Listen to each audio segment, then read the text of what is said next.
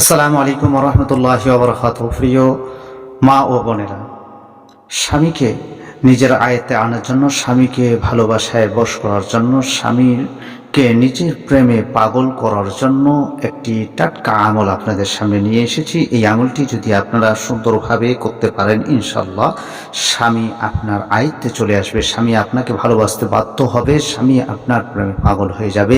স্বামী অন্য কোনো মহিলাকে, অন্য কোনো মহিলার দিকে কোন নজরে তাকাতে পারবে না, কোন নজরে তাকাতে পারবে না।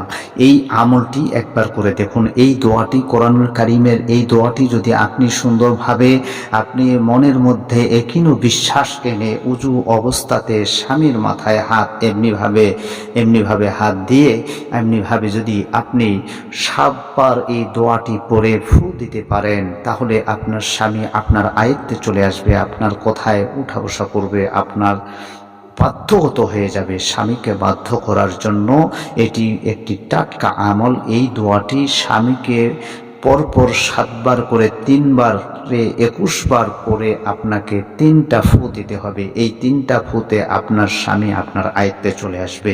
দোয়াটি হলো এই: বিসমিল্লাহির রহমানির রহিম। শুরুতে একবার দরুদে ইব্রাহিম পড়বেন, আল্লাহুম্মা সাল্লি আলা মুহাম্মদ ওয়া আলা আলি মুহাম্মাদিন কামা সাল্লাইতা আলা ইব্রাহিম ওয়া আলা আলি ইব্রাহিম ইন্নাকা হামিদুম মাজিদ।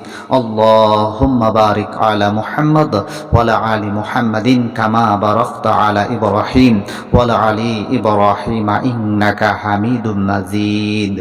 এরপরে বলবেন, বিসমিল্লাহির রহমানির রহিম, ওয়া আলকাইতু আলাইকা মুহাব্বাতান মিন্নি ওয়া আলকাইতু আলাইকা মুহাব্বাতান মিন্নি।